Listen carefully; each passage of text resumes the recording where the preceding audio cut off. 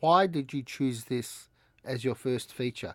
Is it simply happenstance that you live in Canberra and the events occurred in Canberra? So Yeah, I do a mean, local story. I mean, what's the reason why you chose this as your first film? I came back for the film at different times. I was living in France for a good part of the last many years, and but I went to France with the book, with the rights to the book, and ended up doing the first draft at the Binger Institute in the Netherlands. That was a few years ago now. So why pick it to begin with? I couldn't shake the book, and I guess I went through that, the narrative of a reader, where you can't shake a book, you reread it, you talk to friends about it, and you keep going, and you live with it. But then I guess if you're a filmmaker, and I'm certainly not like a strategic filmmaker, I wasn't thinking how hard it is to make a drama in Australia. Or no, I knew it, you ignore that, and a drama where someone dies. So it was a need, the questions I was left with, that I think we're all left with, the big questions about the human soul at the end of that book. I needed to re-engage with those questions, and certainly Matt Rubenstein, my co-writer, felt the same, and we went on that journey together. And we knew we'd do it our way. It's a book that people are very connected to. But I think it is very specific in its point of attack, and it allows people to come to their own conclusions as well, which is frustrating for a lot of people as well. But, that's the kind of cinema I'm interested in. Now, Sotiriss, who is this film intended for? Who's going to go see it? For all lovers of drama and good cinema. I think, the people that pursue, that drama that you talk about the next day, the drama you wake up and you're frustrated by the next day, but a week later you're still thinking about it and you go back to it. Those people would sit comfortably and uncomfortably in a good way in that cinema. And that, for me, isn't just people that are cineists or, people that are self-consciously committed to, art cinema. I think it's anyone who wants a real experience in the cinema. And, that's obviously, comedies deliver that in a very visceral way, horror, but dramas do as well when they unsettle us and we leave and the world's a little different because of it. And I think that's what the book does. But the great achievement of the book, and I hope the film, is that it provides, a prism through which you can approach tragedy. And typically that's beauty. And whether that's in structure or form, somehow, the comfort of guiding someone to the darkest place is a reason we go to the theatre, that we go to the cinema, and we need to do it collectively. How long have you worked on this film? 8 years. Is that on and off? No. 8 years. No, I'm now turning to, yeah, because you finish a draft, you wait for a draft, you work on something else. But I mean, I guess it's full time while you're waiting, all you're doing is thinking about it. So tell me, are you happy that it's going to get the kind of audience that you think it deserves? This is basically addressing an ongoing conversation that I'm having with a lot of filmmakers, young and old, but a lot of them young, about marketing and awareness and public profile. Too many Australian films are coming and going in the cinemas quickly, without enough people knowing about them. They're coming and going too quickly, and a lot of them, people have invested, a decade of their life in it. You put 8 years into this. Yeah. I think the counterpoint to that feeling in this instance is it's a true story about someone who's someone who was killed, but I know the family whose son was killed. So just when you want to complain about something like that, you are one small thought away from remembering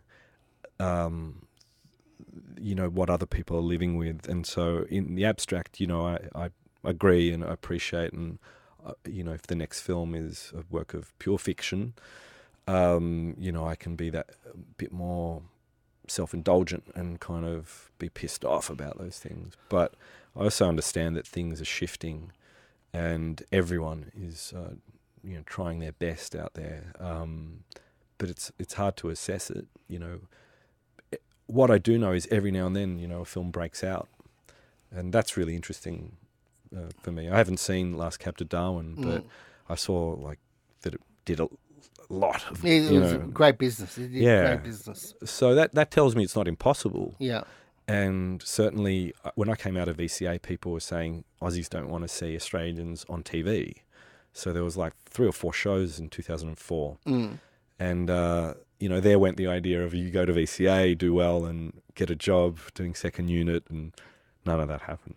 And now there's so many shows, and, the web series have become not just legitimate, they're huge. So I think if the industry is full of people that do it despite all these problems, then at some point it can turn. It just takes incredible thick skin. And what I hope, having worked in the States, what I hope we don't see is that filmmakers can only be people who are from money, that can be supported by family, and somehow it being a legitimate business where you can make a living is irrelevant because you're either supported by trust funds or whatever. If that happens, I think then, who cares if people are seeing it or not? The content will suck. You want people who are fighters, who live on their own terms and are creating stories from that point of view, because then you've got a discourse of ideas. Did you say you knew the family? Of course, yeah. Part of my research. Yeah. I mean, you got to know them during the research. Yeah. Or did you know them beforehand? No. Okay. Okay. Yeah. Joe is from Newcastle. He moved to Canberra to live with Anu. Okay. And Maria and Nino Cinque live in Newcastle to this day. And they're wonderful people, very well depicted in the book. Let's give us a bit of your background. You said you went to VCA. Yep. And that you've worked in Paris. Just give us your I was CV. I was a lawyer. Yeah. I went to law school. Like a lot of people that went to film school, because you had to do something before either AFTRS or VCA would take you. So I worked in the law longer than I thought, about 4 or 5 years. And then actually that's where I met my co-writer, Matt, who and when we've worked together ever since. And in the years after VCA, I spent a lot of the time overseas. I was very fortunate that the support I got to write my own scripts through development funding. Yeah. And fortunate to get cheap rent overseas, particularly in Paris. A mate just had just a nice place. It was cheaper to be there. Australia's so expensive now. So I was there working, teaching, and went to the Bingley Institute in that period, which is in Amsterdam. And what were you doing there? What were you studying? I wrote the first draft Okay. of the screenplay. And there were a lot of other writer-directors at that time there. They would have 2 intakes, and they would also take directors or people who were workshopping their direction, their prep. So there are a lot of Aussies that went there. Screen Australia would help you go.